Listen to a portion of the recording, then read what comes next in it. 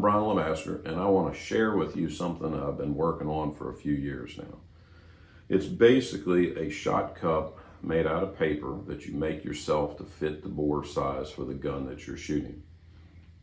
What I found is if you have a tight choke shotgun, I had a little 20 gauge years ago that was 580 on the muzzle and 620 in the breech, and it was difficult to load. Putting a shot card down it, you have to put it sideways. Sometimes they would fold. It was really hard, but it had a great pattern. Next gun I built, like so many gunsmiths, you sell the gun you have in your hand because after all, you got to pay your bills. And what happens is I got this cylinder bore and I was like, wow, you can shoot shot, you can shoot a ball out of it. Wonderful.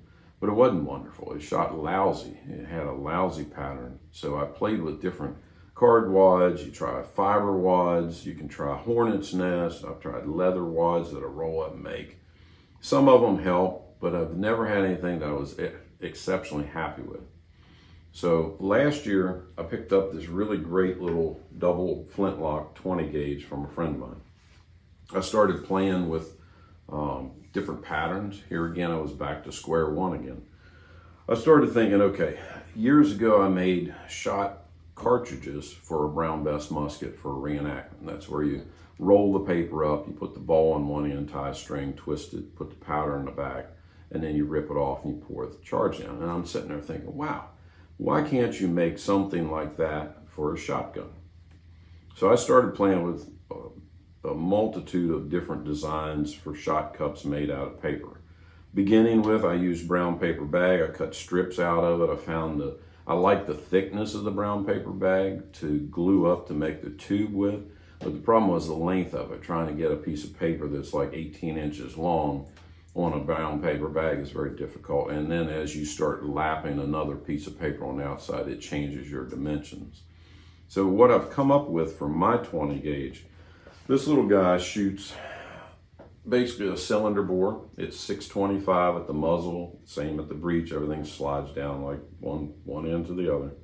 What I did is I've played with different rods. So what that does is gives you a thicker or thinner cup when you're finished. I tried the thicker cup. I don't like it. It tends to be erratic and pushing your shot around. The best thing that I found is a 1/2 inch, which is 0.50 cylinder stock for your guide. I mean, this is the mandrel you're going to wrap your paper around. If you're shooting a 20, what I did is I played with everything. I thought about it for a while and I thought, you know, adding machine paper, that stuff comes in great strips. Here, this one's like 2 1/4. They make another one here that's like 3. I think this one's 3 1/4. A little thicker. If you are shooting like lead shot, you need a longer cup size because of the volume. The game changer for me this year, and I'll give you more details on my hunt this year, is I started using 8.5 TSS tungsten shot.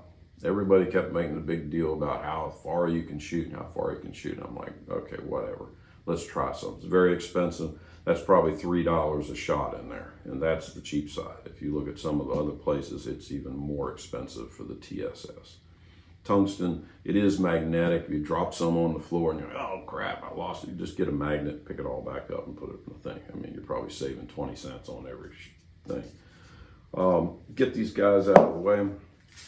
So what I've got here is, this is an 18-inch piece of paper.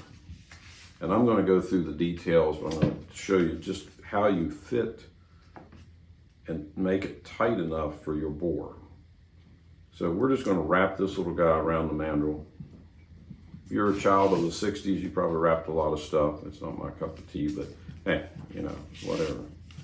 You roll that thing up. It doesn't matter if it has some run out on it for now. It doesn't really make a lot of difference. And then what you do is you slide it down your bore and say, okay, how tight is it?